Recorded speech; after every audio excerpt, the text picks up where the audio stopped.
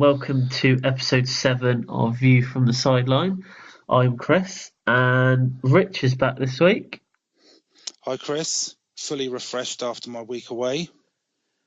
I hope you've kept in touch with the football this weekend, and glad to have you back. Thanks mate, it's good to be back. You're going to go through what we're going through this week. Yep, so coming up this week we've got the weekly teaser. So this week it's my turn to test Chris's football knowledge. I think I've given him one he might get this week, so hopefully the curse of the teaser will be broken this week.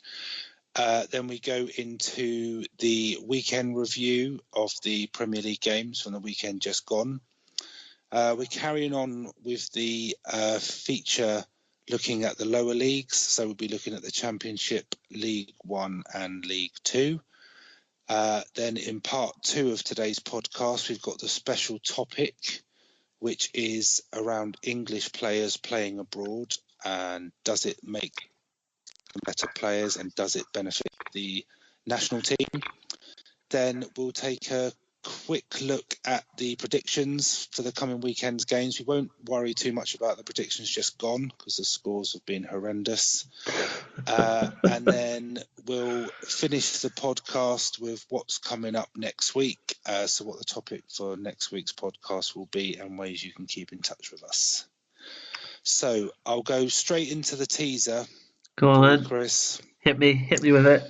I think you might get this one.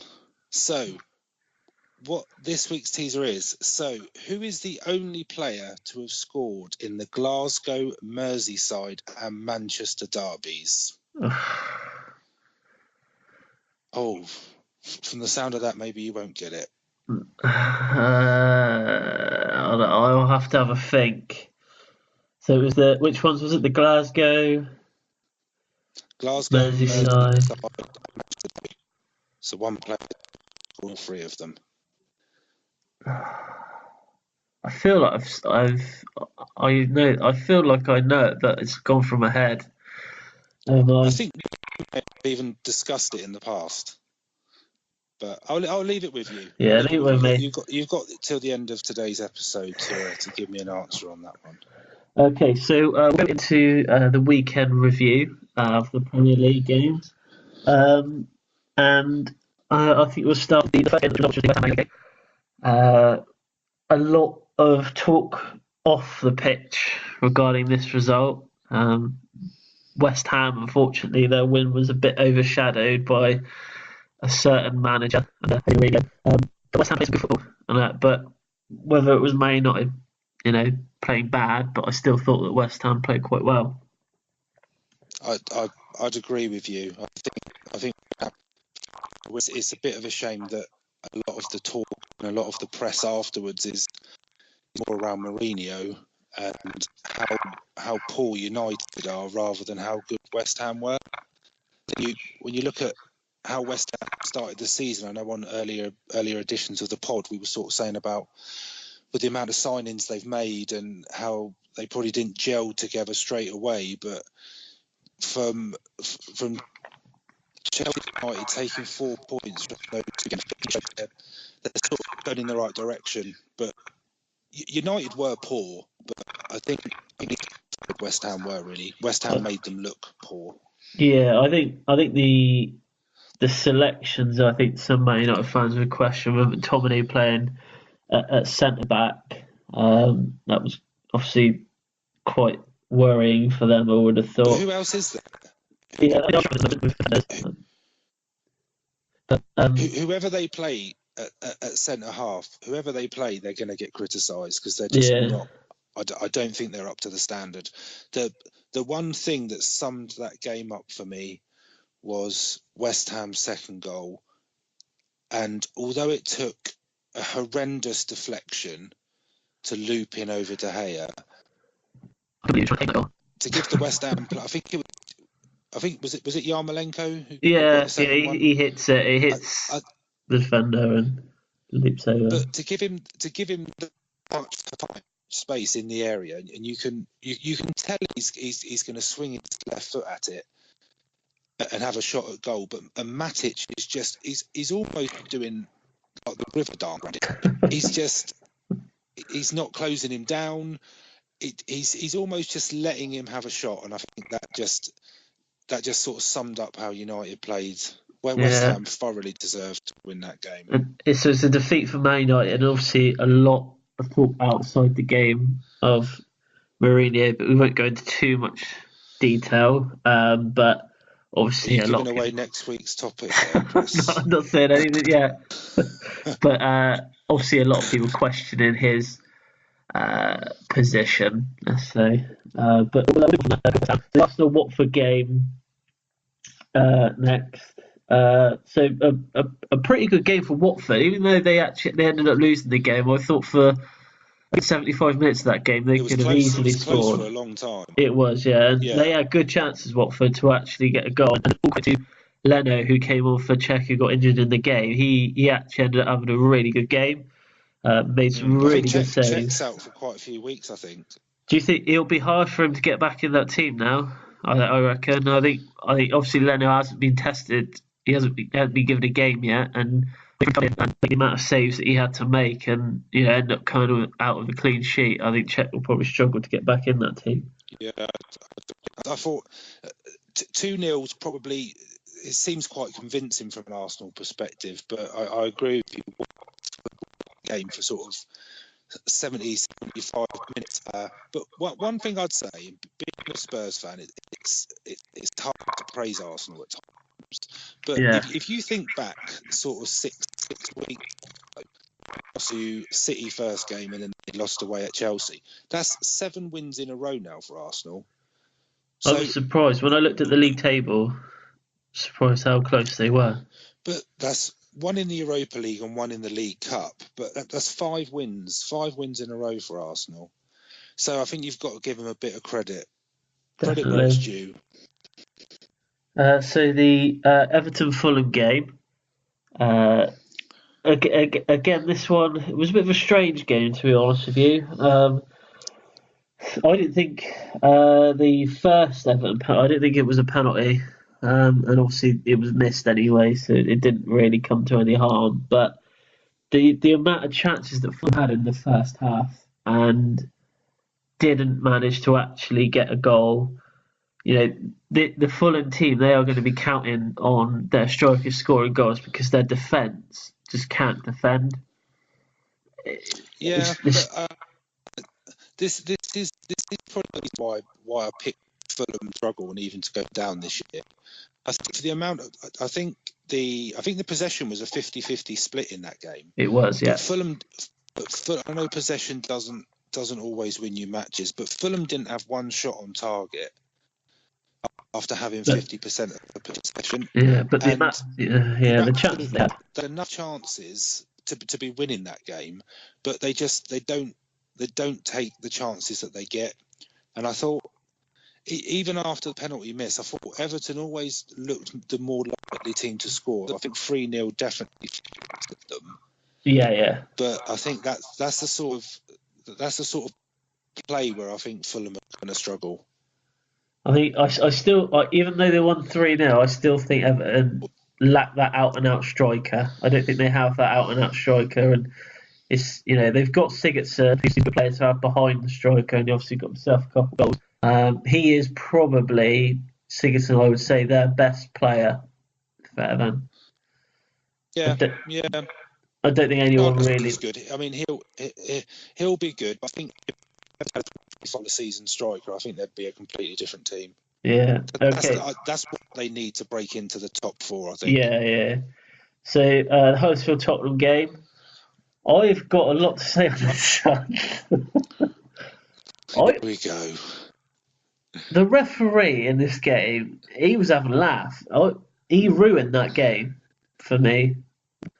The foul. So Kane's goal, if you rewind about 10-15 seconds, there was a clear foul on a Huddersfield player. And the referee doesn't even give it. He doesn't give it. Tottenham going Lucas Moura.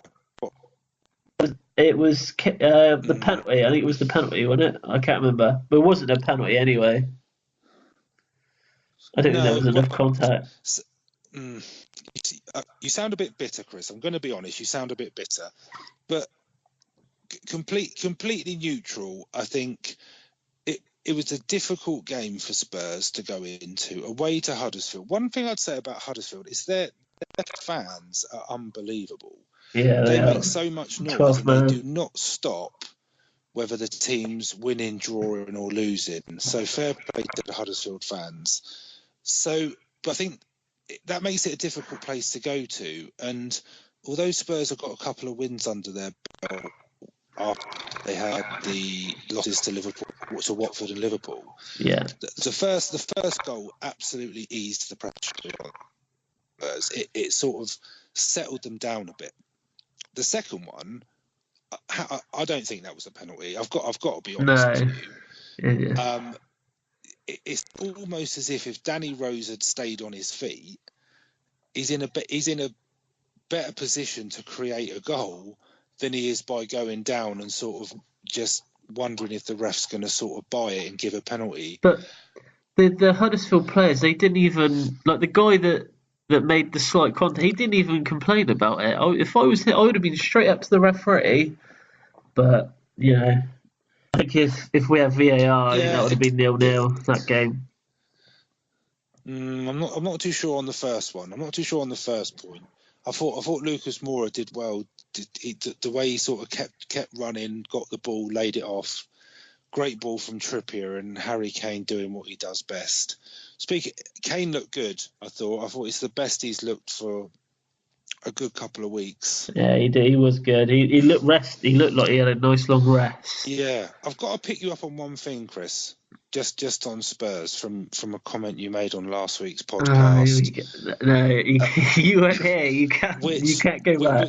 Which, if anything, proves that I listened to it, even though I wasn't on it. Go When on. you said about Vorm being injured for Spurs and whether it's going to be a hindrance with two of their keepers out. Yeah. If anything, and I know I've said it before, and I'm not out to get Vorm at all because I think he's a good keeper, but I feel so much more confident with Gazzaniga in goal than I do Vorm. So, and I'm sure there's a lot of Spurs fans that would probably agree. Vorm being out it could actually be a good thing. That's a horrible thing to say. No, Gazzaniga, he's a good keeper and he made some good saves again. Bring Vaughan back. All right. Well, you've had your say, so we'll move on. I'm just going to say that. Yeah, we'll move on. We're missing Dele Alli and Christian Eriksen as well, so a good win for Spurs. The Man City Brighton game. So I didn't realise that Manchester City are actually 12 Premier League games without defeat now, and they've scored 35 goals in 12 games. It's unbelievable. It's like nearly 3 goals every game. Something. I'm just going to interrupt you there, Chris, very, very quickly. Harry Kane just won the Champions League against Barcelona 2-1. Yeah. It's all about Thursday nights. I've warned you about this. Thursday nights. Thursday night football. Okay, carry on. Sorry. So it actually took for me. It felt like it took City a while just to get going in that game. Brighton actually played quite well for the first 30-35 minutes, but again the difference. I felt Sane and Sterling out wide for Man City. I think that ended up being the demise of Brighton. To be honest with you, I thought they linked up pretty well and got a goal as well. So. I think I'm trying to be careful not to say the same thing about City each week. It's hard.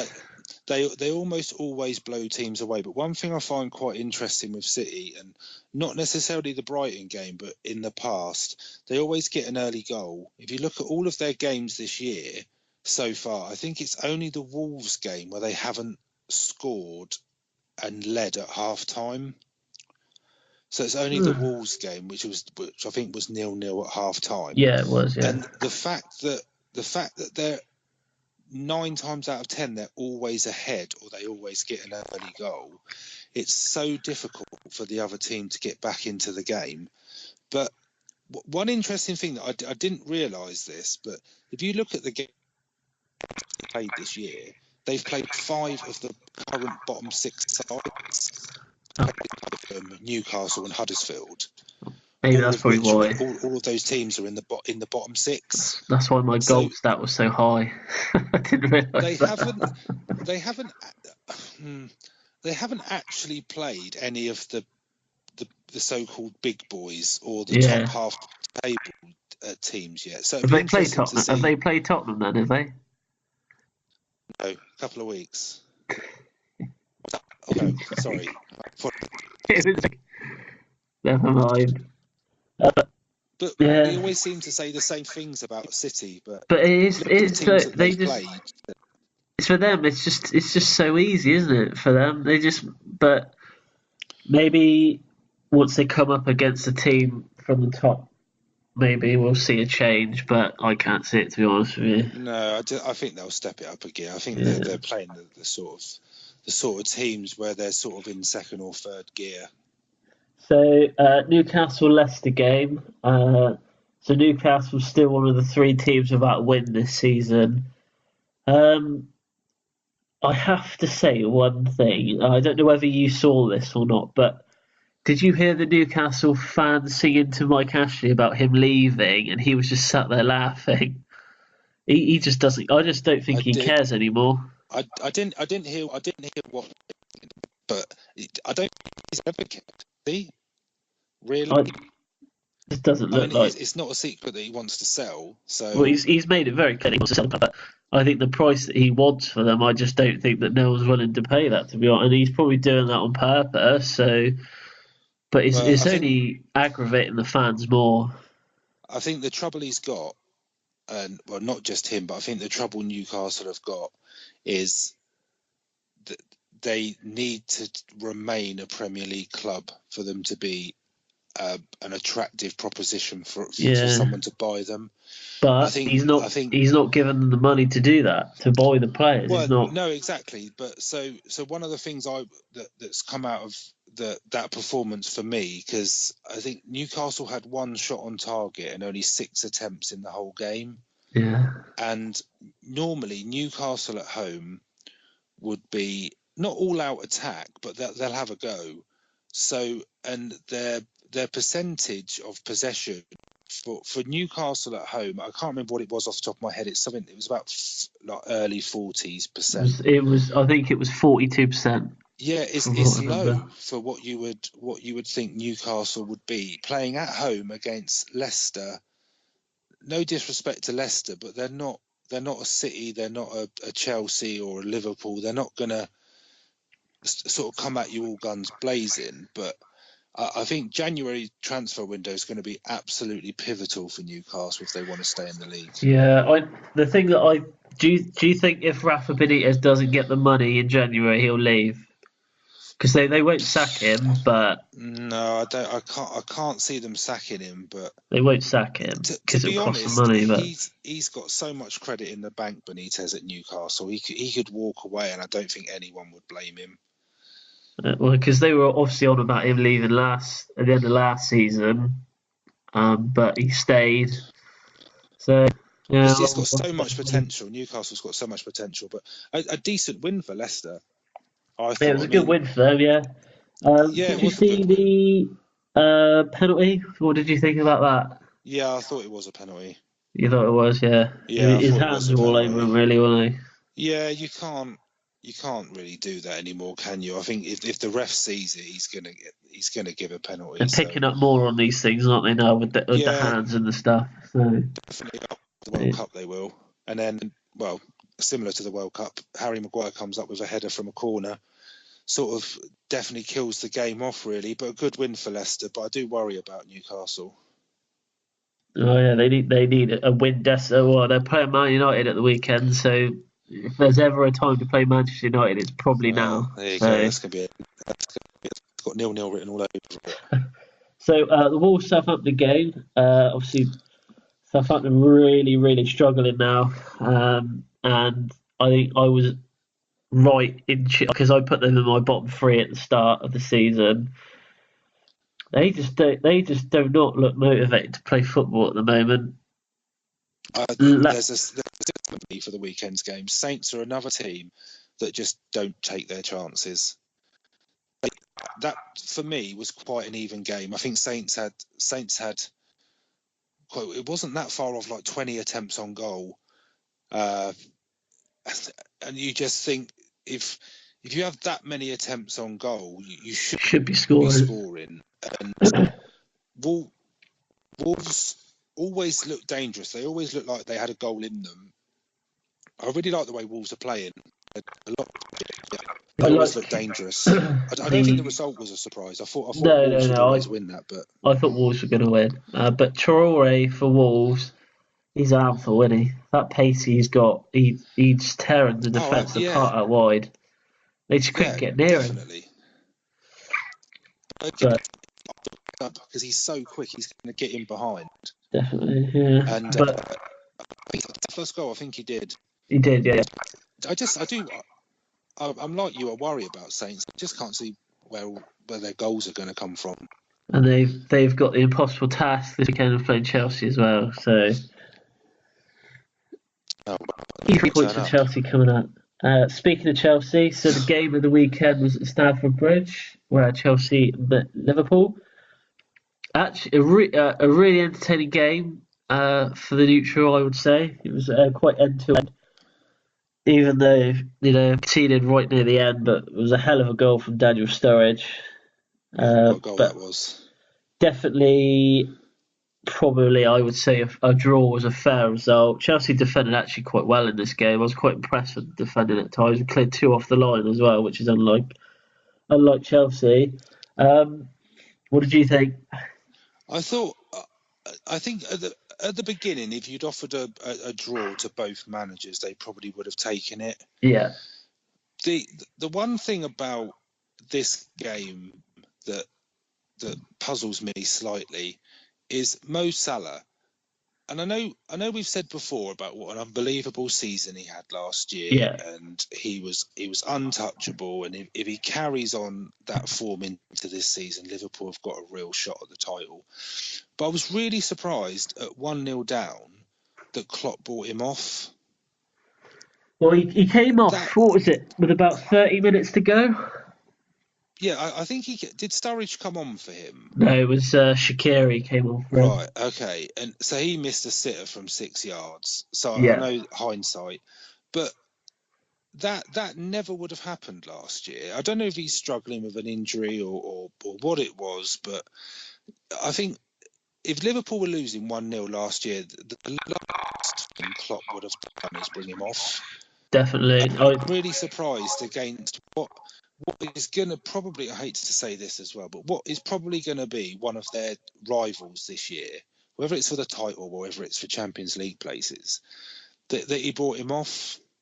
I was just really surprised about it. I was speaking to someone this week about Salah, and last season, because when he got thrown goal, he took it round the keeper and hit it towards goal, but Rudiger got back just in time. But last season, he wouldn't have even needed to go around the keeper. He probably would have just digged it over the keeper and gone straight in. I don't know what it is. This thing, just got confidence, or it's just something's not working for him. But yeah, I mean, he's still playing well, but I think it was a good point for both teams. An unbelievable goal. Trust it. I can't believe he scored from that far as well. And to make it even worse, he scored against us in the Carabao Cup as well, like a couple of days before. So he's obviously trying to get back into that first team. But I can't see it happening. I can't see him get back into the first team, but I'm sure he'll get. I think he can. All he can do is score and play well when he plays. But he's going to find it hard to get back in the first team. Yeah. A good game for the neutral. Yeah. Moving on to Sunday's game, attractive Cardiff versus Burnley. Another win for Burnley, so that that will help them out. It's lifted them up the table. But I just want to quickly talk about Cardiff. It's because they're out. It's because they're out of Europe. Europa League, yeah. Cardiff though are really, really struggling. They just have not adapted to the Premier League, I don't think at all. And it's helped that you see Fulham and Wolves have spent a lot of money to get the players to push them up the table, whereas Cardiff, they've got a championship side basically playing in the Premier League, and I really don't think that they're going to get any. They might end up getting one of the lowest points in the Premier League history. Yeah, I don't disagree with you, but my God, they don't half try, and I know you don't get points for trying, but there's so much passion in that. There's so much passion in that team, which I don't think there is in a lot of the other teams down the bottom. If Newcastle and Cardiff are chalk and cheese, really, I think that I kind of expected Burnley to win that game. Yeah. But I think it was a lot. Cardiff gave them a hell of a game. They gave them a game, but it's just not like you said. You don't get any points for trying hard. You don't, but they're doing the right things. They're doing the right thing. And Neil Warnock, when he's not pole vaulting, as you like to say that he does, Chris, I don't remember that far back. When he's not pole vaulting, I find him really positive. He never moans. He never sort of blames anybody. He just likes the fact that his team are trying. They're giving 110%. Whether they're just not getting the breaks or whether they're just not good enough at this level. But I kind of want them to stay up just because of how they're trying. Yeah. I think they're. I think in January they have to assess that they are going to need to spend money, but then are their board going to look at it as waste money and they're behind? Are they going to bother? Well, the trouble would be with Cardiff, I think, is if they go down, I think they would really struggle to get back up. I know the Championship's a really hard league, but just on Burnley, it's Joe Hart again. Every week he seems to be having I kind of think that's the thing with Cardiff as well. If it wasn't for Joe Hart, Cardiff probably would have won that. Yeah, I just think that I said last week to Greg, who filled in for you, do you think that Joe Hart might get back into the England team? He said no. I said he might have a chance. I can't see him getting back in, to be honest, because I think the only reason he'd get back in is if Southgate actually thought he would play him, but I don't think he would. Spurs have scored again, just to let you know. If you've seen. Well, Messi had scored, but after Kane to Barcelona. Messi, who's he? Anyway. So again, another good win for Burnley. Yeah. So we'll go to the game on Monday night, which is Bournemouth versus Palace.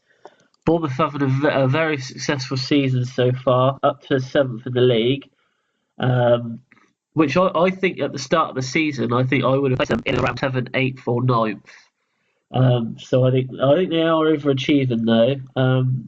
It was a good game, but Palace just again a bit like Everton. They just need a striker in there that's going to get them 10, 15 goals a season. Because other than Zaha, you just don't know where the goals are going to come from.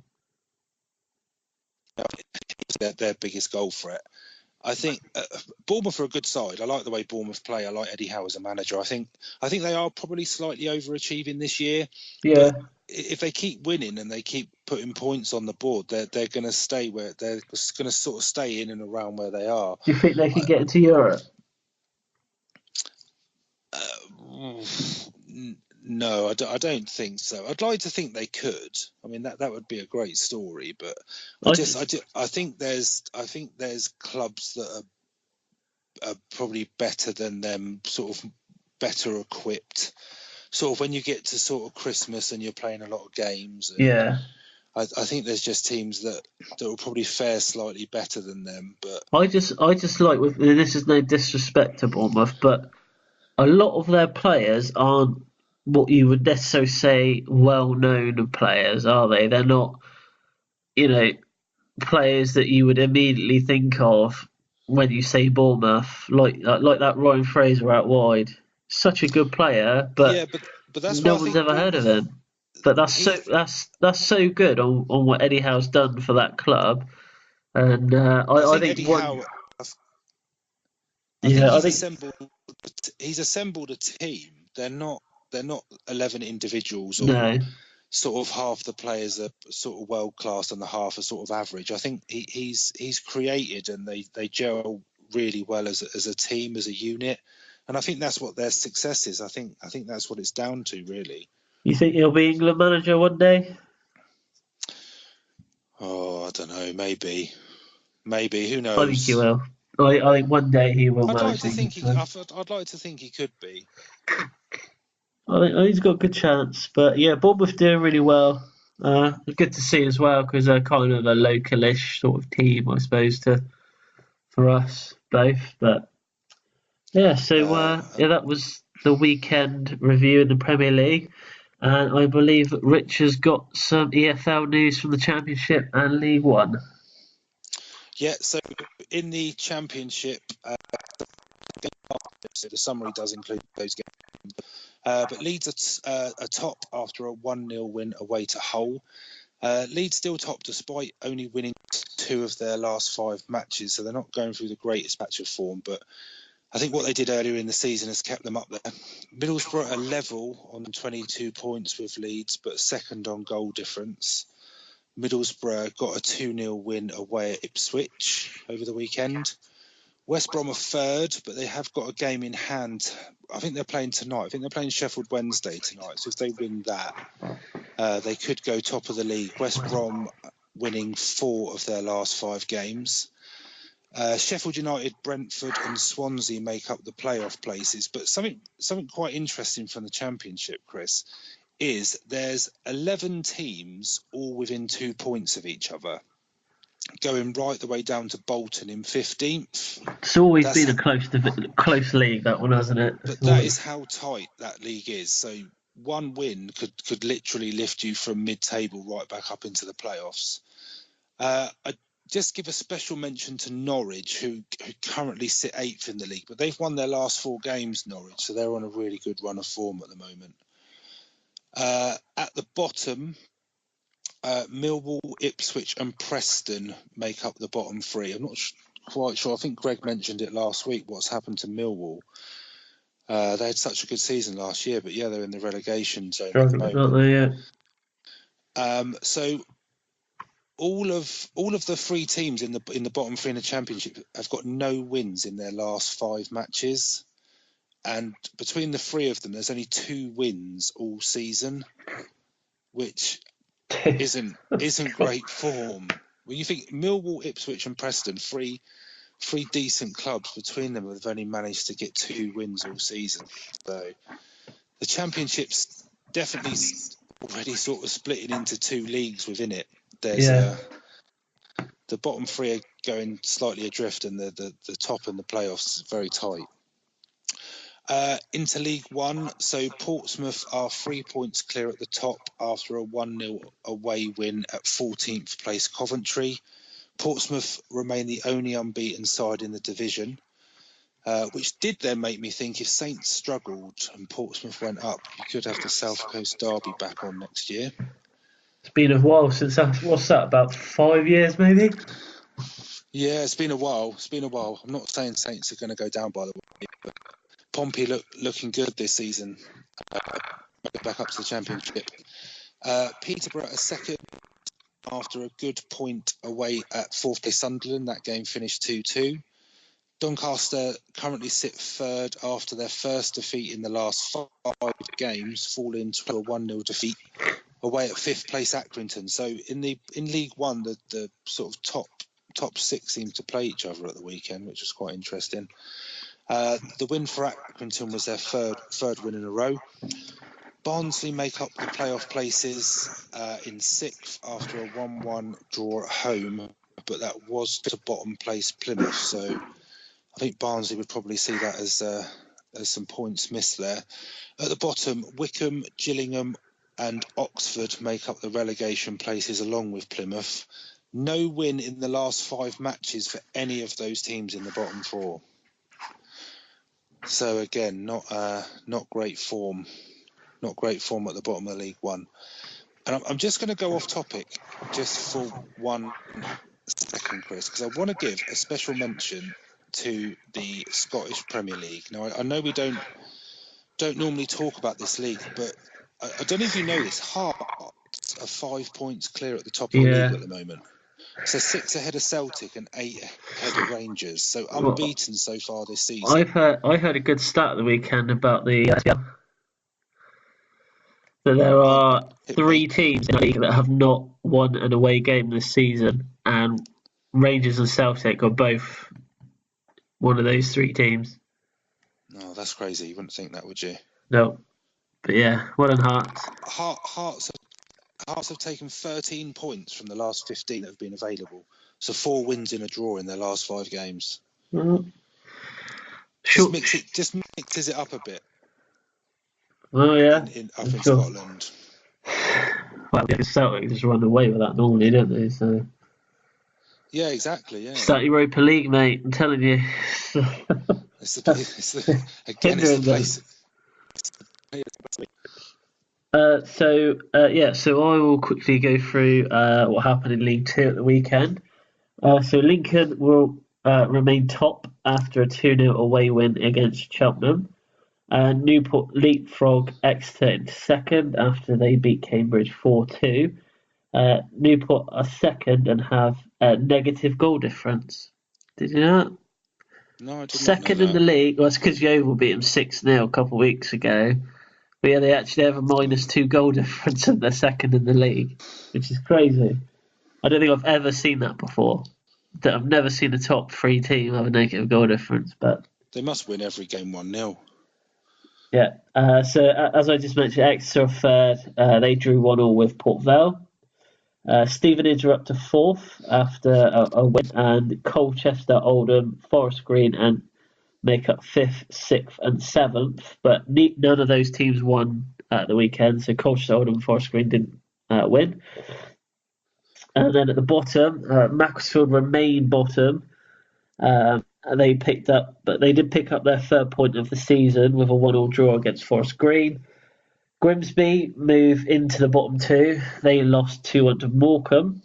They are now no win 5, and they've only scored 1 goal in the last 5 games. And that goal actually came at the weekend. So before the weekend, they hadn't scored in 4 games. So they are struggling. Notts County won their first game of the season. They beat Crewe 2-1 and have finally out of the bottom 2. So yeah, it is quite close in League Two. Top 6 are, so I think it's from like 4th to about 13th. There's literally about 3 points, so quite bunched up in the middle. But the top 3 and the bottom sort of 3-4 teams are all quite close together. So yeah, I think that just sort of emphasises the point of how difficult those leagues are to get out of. That was this week's EFL review, and coming up in part 2, we are going to be looking at our topic, which this week is the English players playing abroad, and we'll also touch base quickly on the predictions.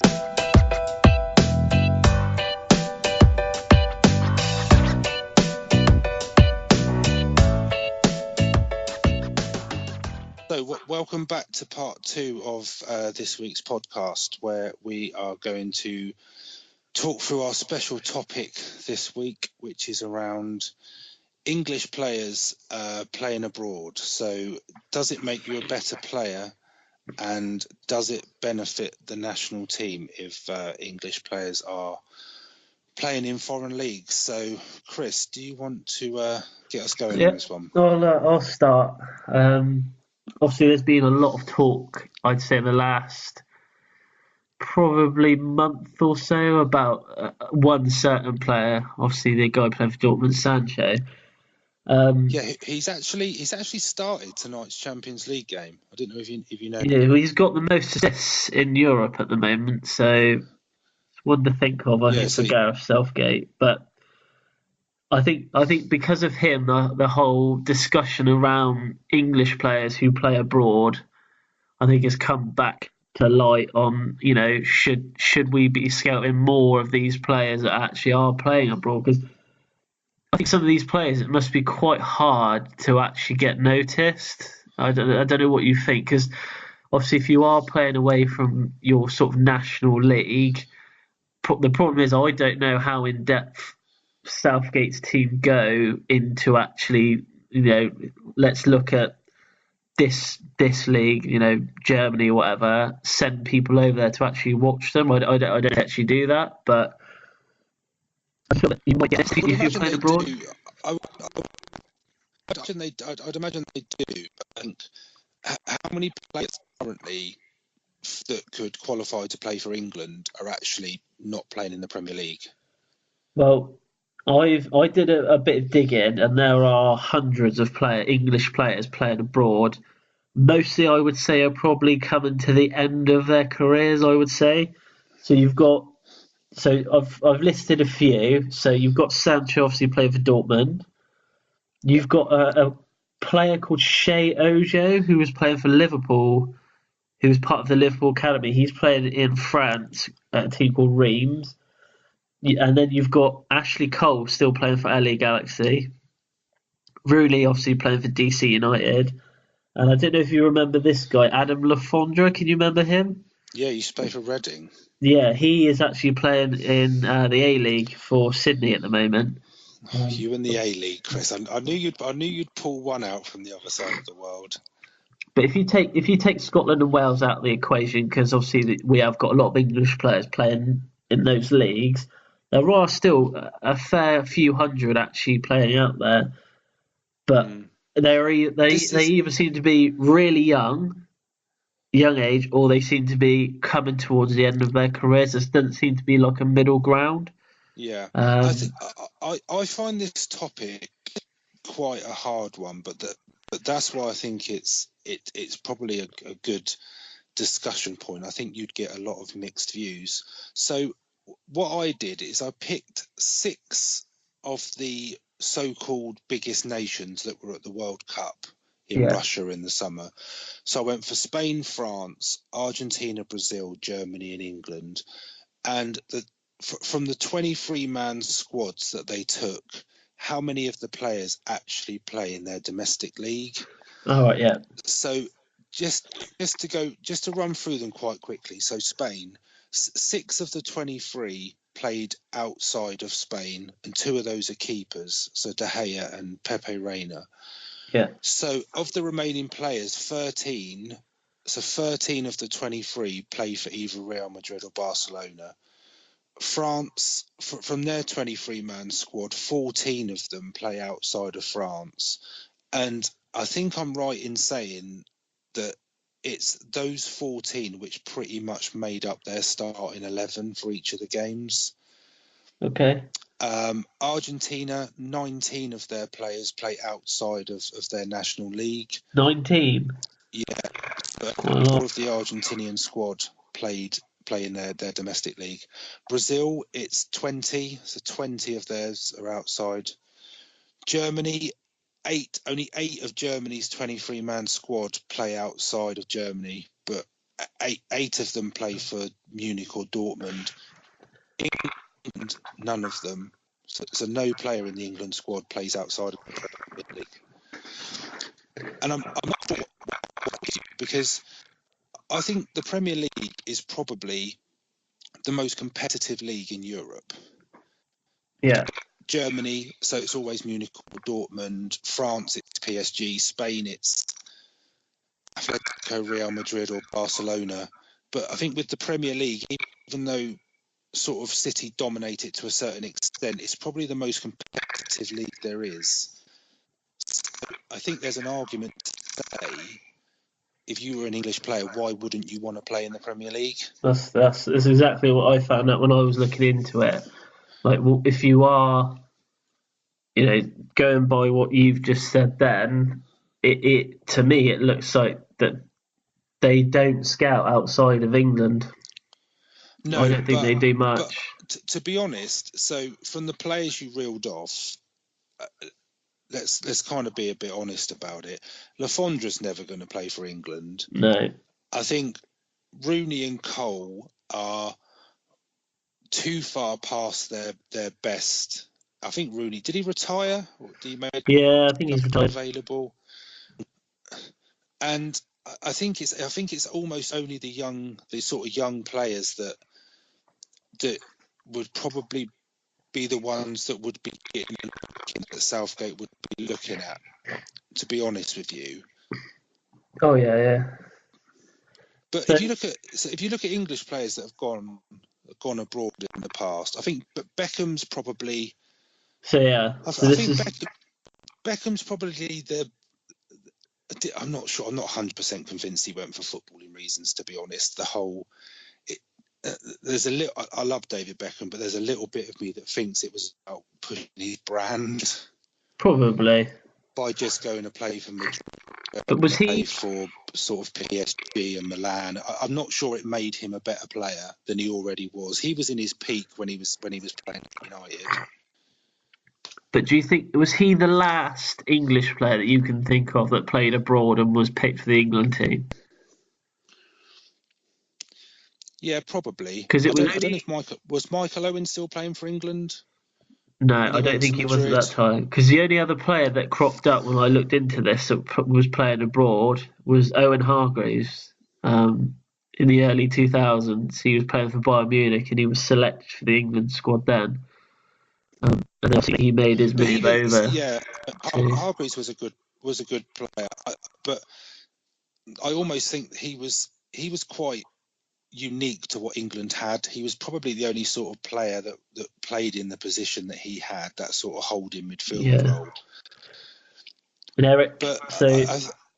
Eric Dyer, he was playing for Lisbon and wasn't selected for England, moved to Tottenham, and in his first season he got his first England call up. Yeah. But I think this is where it's kind of not a grey area, but I would say he got into the England squad because of how he was playing for Spurs, not because he played in Lisbon. I think that probably taught him a bit, but this is where I come back to. I can't necessarily decide whether it's a good thing playing abroad or whether it's a bad thing playing abroad, but I think it works better for younger players. If you think when Owen went to Madrid, even when Jonathan Woodgate went to Madrid, it almost, but when they came back to England, they were worse players than when they left. Did Owen come back to Newcastle? Yeah, he came back. I think he remains their record signing, but I don't think he sort of pulled up many trees at Newcastle. And I think Woodgate, I don't know if he left Spurs for Madrid or came back to Spurs, but I know he ended up at Middlesbrough. And I kind of think, well, did moving abroad actually do them? I don't think it benefited. Was it a good move? I was trying to think of it from a player's perspective.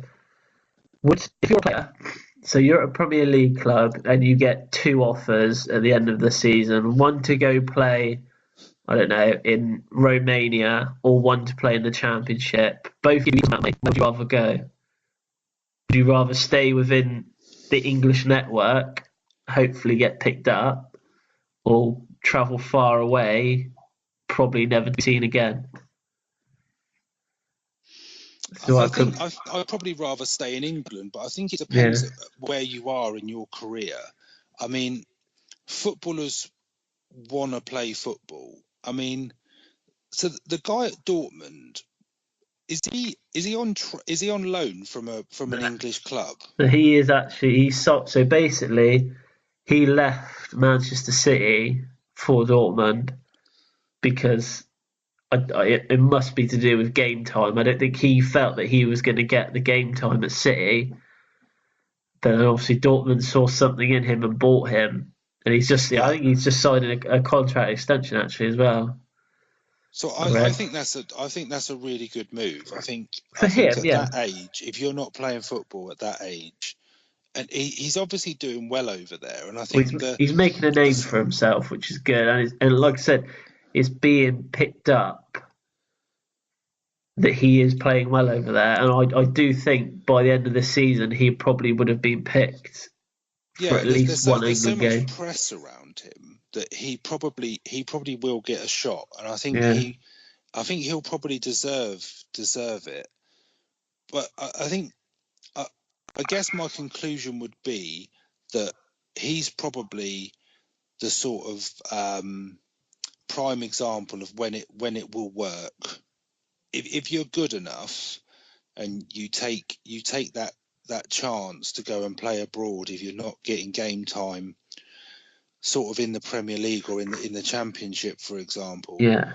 then it probably works out better for you. But I think unless you're an established international player, I don't think moving abroad is going to be that beneficial for you. I think Joe Hart's a prime example. I know that he sort of fell out of favour at City and he wanted to play sort of regular football, but even when he was playing for Torino, I don't necessarily think.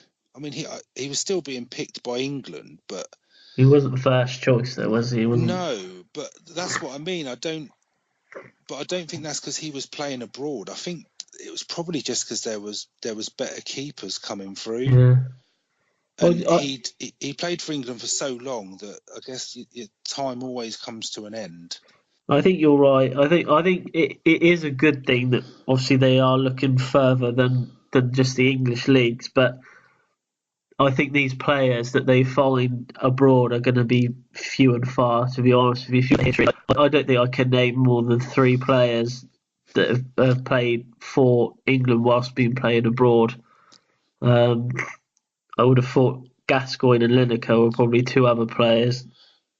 Yeah, who played abroad. But if you look at the other countries, so the countries I mentioned earlier on, yeah, pretty much I'd say about 95% of all those players that are playing abroad, so not playing in their domestic league, are playing in the top 1 or 2 clubs in that league. yeah, They're all at the best clubs in Europe, and a lot of England's squad. So I think from the 23 man squad England took, I think there's 17 or 18 of the 23 play for what you would perceive to be the top 6 clubs in this country. yeah.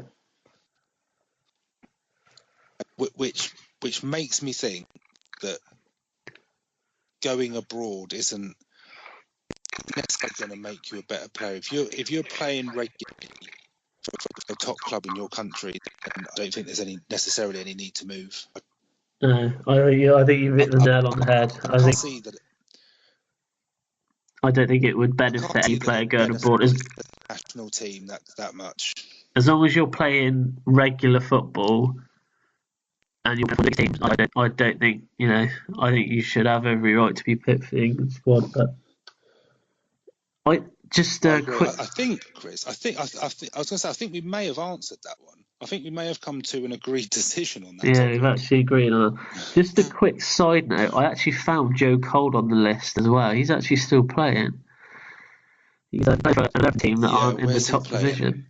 He's playing in like the second division of the American League, so I guess like the MLS 2. Oh, is he? But yeah, I found him. Yeah, so he is still playing. Anyway, there you go.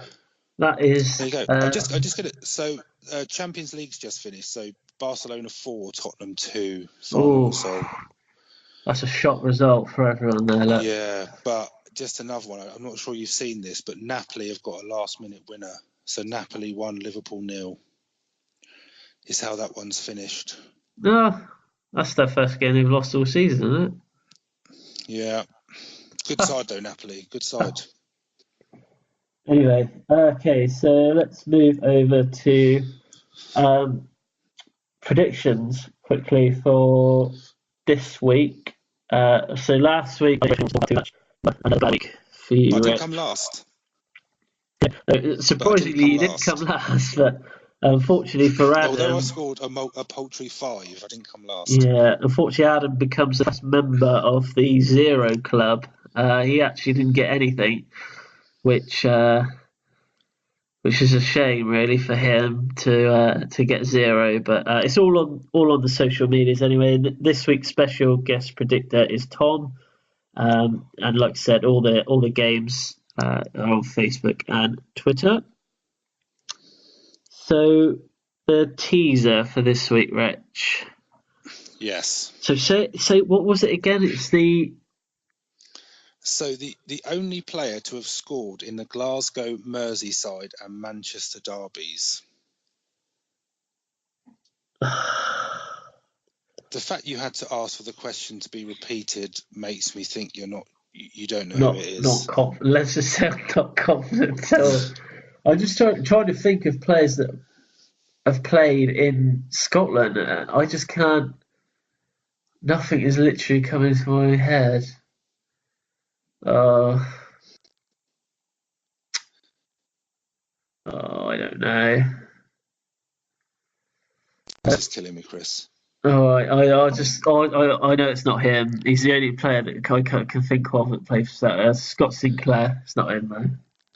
No, it's not him. Kanchelskis. Do you remember him? Andre yeah. Kanchelskis. Yeah, the flying winger. So he played for Rangers, Rangers, Everton, and Man United. I never would have got that. Not in a million years would I have got that. So the curse is still in. Oh. I think you're going to have to give me one name the English National Stadium next week, just so we can get one right. No, I'm not giving them away. It's going to be hard. But yeah, I'm going to swat up in the week. Just have a look at all the stats websites, because to be honest, that's probably where it's going to come from. Yeah, that's what I'm going to do. I'll speak to. So next week's topic, we are going to do a special on the special one. So yeah, obviously with all the stuff surrounding Mourinho, I think it's probably a good time to talk about him. I probably have got a lot more to say than what Rich will have on the subject, as he's managed the club that I support twice and has twice been sacked from that club. And who knows, this time... I think we're going to say this. I just hope he's still in a job now. I was about to say, because if he gets sacked over the weekend, we'll have to change it slightly and say Mourinho, the not so special one. But he called himself that, didn't he? Yeah. That wasn't... He actually called himself the special. I don't know. He did. But yeah, that is pretty much it for this week's podcast. Just a quick note, we are on Spotify now, so if you've got Spotify, go on Spotify, just search View for the Sideline. We are on there. All the previous episodes are on there.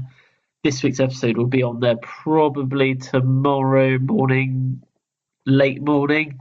But we're on Spotify, still on iTunes, still on YouTube, and across all the social media. So just search View for the Sideline on Facebook, Twitter, Instagram. We're there. Just give us a like, subscribe on YouTube, and that would be great. Leave some comments as well. So I've already got some comments we got through this week on social media to say next week, because they were the Manchester United related, but because we're doing a Mourinho special next week, I'll save them until then. But from me, it's goodbye. And yeah, goodbye from me as well. Thanks for listening, and we'll speak to you next week.